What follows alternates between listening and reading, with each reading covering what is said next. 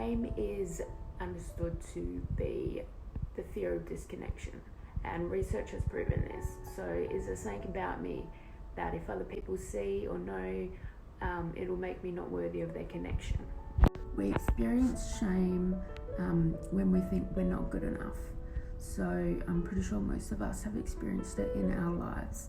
So this idea of I'm not beautiful enough, I'm not thin enough or rich enough is actually shown by researchers to be underpinned by excruciating vulnerability.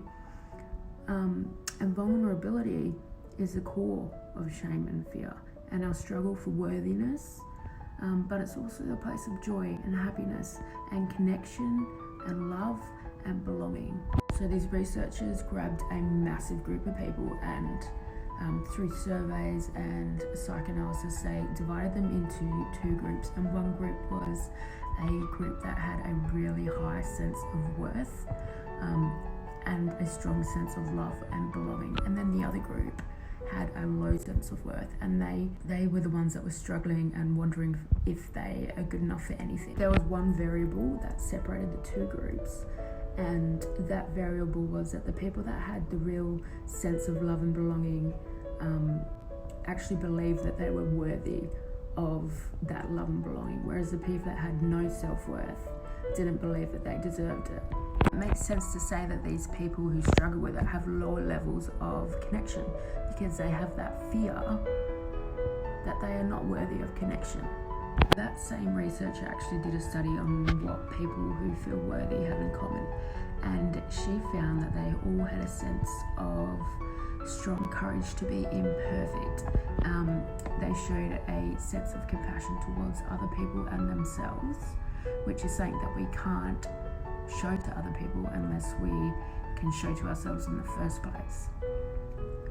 They all had connection because they were willing to let go of who they and society thought they should be and had the confidence to be themselves. And then they all had that vulnerability.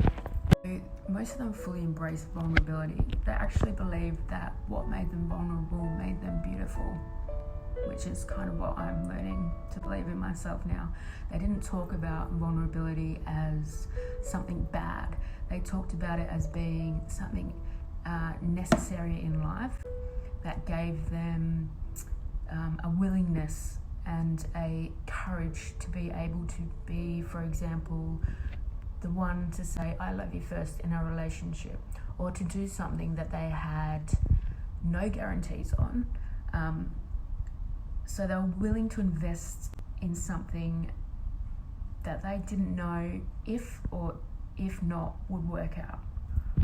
So why do we struggle with vulnerability in the first place? Well, we actually numb vulnerability. What I've learned recently is you cannot selectively numb a single emotion like vulnerability. You can't say, here's grief, here's shame, here's fear, here's disappointment. I don't want to feel any of them, so I'm going to down these 12 beers. You can't selectively numb them without numbing your other emotions. So what happens when we do numb these emotions like vulnerability and fear? Well, we also numb joy and we numb happiness, and then we're miserable. We're basically miserable because we push connection away, and then that makes us feel even more vulnerable. So we're down another 12 beers, and it becomes this vicious cycle over and over and over and over again. We make everything that is uncertain certain. The more vulnerable we are, the more afraid we are, and the more we strive to perfect ourselves, basically.